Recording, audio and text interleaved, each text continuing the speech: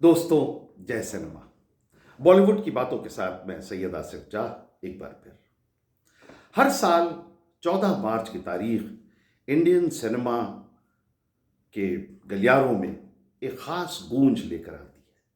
ये तारीख है हिंदी सिनेमा के उस महामानव के जन्म की, जिसने न केवल पर्दे पर अभिनय की नई परिभाषाएं गढ़ी, बल्कि कैमरे के पीछे खड़े होकर एक ऐसा विजन पेश किया जिसने इंडियन सिनेमा को ग्लोबल प्लेटफॉर्म पर खड़ा कर दिया। हम बात कर रहे हैं बॉलीवुड के लीजेंडरी शोमैन, अभिनेता, निर्देशक, निर्माता राज कपूर साहब की। राज कपूर महज एक अभिनेता या एक सफल फिल्म मेकर उन्हें कहना उनके साथ घोर नाइंसाफी होगी। वो हकीकत में एक इंस्टीट्यूशन थे, एक ऐसी विचारधारा थे जिन्होंने हिंदी फिल्मों के ग्रामर को हमेशा के लिए बदल दिया। आज जब हम इंडियन फिल्म फैटर्निटी या क्रिएटिव फिल्म मेकिंग में उनके योगदान को, राज कपूर जी के योगदान को हम याद करते हैं, तो हमें ये देखने में आता है कि वो सिर्फ एक स्टार नहीं थे, बल्कि उस आर्किटेक्ट की तरह से थे जिन्होंने हमारे सिनेमाई सपनों को ग्रैंडर, ग्लैमर और रूहानी गहराई दी है। 14 मार्च 1924, आज ही के दिन सन 1924 को, यानी आज उन्हें ठीक 101 साल हो गए हैं। ये उनकी 101st बर्थ एनिवर्सरी है। 14 मार्च 1924 को पेशावर की गलियों से शुरू हुआ राज कपूर का सफर इंडियन सिनेमा की सबसे बड़ी और गौरवशाली गाथा बन गया। हालांकि वो दिग्गज अभिनेता पृथ्वीराज कपूर के बेटे थे, लेकिन वो जानते थे कि कला की विरासत नाम से नहीं, बल्कि समर्पण से हासिल होती है। राज कपूर साहब ने स्टूडियो की धूल छानी, क्लैपर बॉय के तौर पर काम किया और फिल्म मेकिंग की पेचीदगियों को समझा। उनकी मेहनत और उनके विजन का ये परिणाम था कि सिर्फ 24 साल की उम्र में उन्होंने आरके फिल्म्स की बुनियाद रखी और फिल्म आग 1948 आग से डायरेक्शन की दुनिया में कदम रखा। यह इंडियन सिनेमा के एक नए युग की शुरुआत थी। एक अभिनेता और एक फिल्मकार के तौर पर राज कपूर साहब की सबसे बड़ी खूबी यह थी कि वो बहुत कम उम्र में यह समझ गए थे कि सिनेमा सिर्फ मनोरंजन नहीं है, बल्कि समाज का आईना है। उन्होंने भारत के आम आदमी की पहचान को पर्दे पे उतारा। चार्ली चैपलिन के ट्रैम्प किरदार से प्रेरणा लेकर उन्होंने राजू की एक ऐसी स्क्रीन परसोना गढ़ी जो फटे जूतों और मुफलिसी में भी मुस्कुराने का तरीका, सलीका जानता था। उनकी फिल्में आवारा, श्री 420, बूट पॉलिश, ये सिर्फ कॉमर्शियल सक्सेस नहीं थी, बल्कि ये सारी फिल्में न्यू रियलिज्म का अनूठा संगम थी। उन्होंने हिंदी फिल्मों के मेलोड्रामा को सामाजिक चिंता और सहानुभूति के साथ मिलाकर पेश किया। एक डायरेक्टर के तौर पर राज कपूर एक जीनियस थे। वो जानते थे कि आंसू और मुस्कुराहट के बीच एक बारीक सी लाइन है और उसे कैसे छूना है। आवारा का राजू, जो समाज के जरिए गलत समझा गया एक निर्दोष व्यक्ति था, वो पोस्ट इंडिपेंडेंस भारत के उन यूथ के, उनके संघर्षों, उन युवाओं के संघर्ष और सपनों का सिंबल बन गया। राज कपूर साहब की रूहानी अदायगी और उनके बेमिसाल अंदाज ने हिंदी सिनेमा को वो ग्लोबल इमेज दी, वो पहचान दी, रिकग्निशन दी, जिस पर आज हमें फख्र है। उनकी पॉपुलैरिटी उस वक्त के सोवियत संघ या सोवियत रूस में ऐसी थी कि लोग सड़कों पर आवारा हूं गाते हुए घूमते थे। एक वक्त ऐसा था कि सोवियत रूस में लोग इंडिया को सिर्फ 2 नामों से जानते थे, राज कपूर और जवाहरलाल नेहरू। वो लोग जो हिंदी नहीं समझते थे, जो हमारी लैंग्वेज नहीं जानते थे, वो उनकी, राज कपूर की फिल्में देखते थे, आवारा हूं के गाने गाते थे। उनके, राज कपूर के नीली आंखें, उनकी शरारती मुस्कान, उनके चलने का तरीका न सिर्फ रूस बल्कि चीन, सेंट्रल एशिया और पूर्वी यूरोप में भी बेहद मकबूल हो।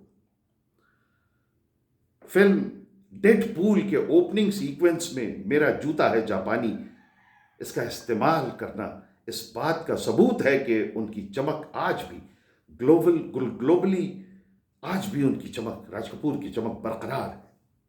यह कहना गलत नहीं होगा कि राज कपूर इंडियन सिनेमा के पहले इंटरनेशनल ब्रांड एम्बेसडर थे। एक डायरेक्टर के तौर पर राज कपूर का काम आज के फिल्म मेकर्स के लिए मास्टर क्लास का है। वो सिर्फ अच्छी कहानी नहीं जानते थे, बल्कि वो जानते थे कि कहानी को एक स्पेक्टिकल कैसे बनाया जाए। वो एक टेक्नीशियंस डायरेक्टर थे। राज कपूर ने संगम जैसी फिल्मों में रोमांस को एक नई ऊंचाई दी, तो मेरा नाम जोकर के जरिए जिंदगी के फलसफे को पर्दे पर उतारा। मेरा नाम जोकर ये फिल्म उनके दिल के बहुत करीब थी, हालांकि ये शुरू में एक हिट फिल्म न साबित हो सकी, लेकिन आज इसे इंडियन सिनेमा की कल्ट क्लासिक कहा जाता है। एक कैंडिड और एक बहुत ही साहसी आत्मजीवनी माना जाता है।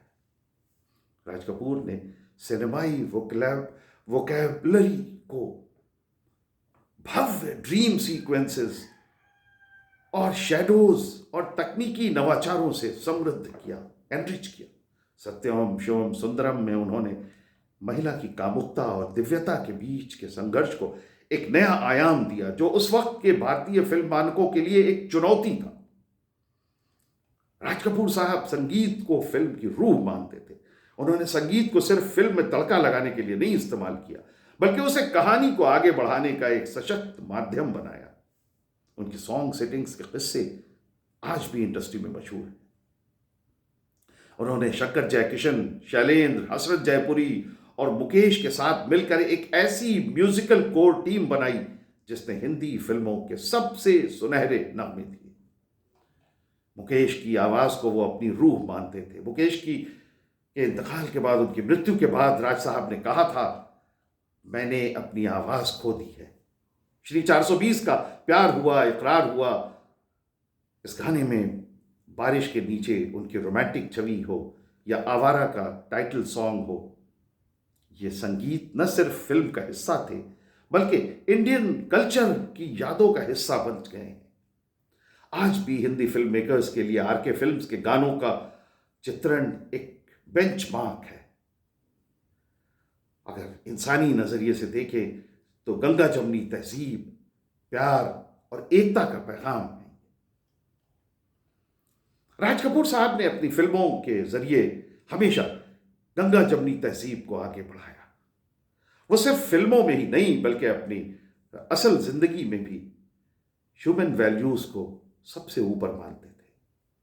उनके फिल्मों के सेट पर होली हो या ईद, हर त्योहार एक साथ एक बराबर से मनाया जाता था।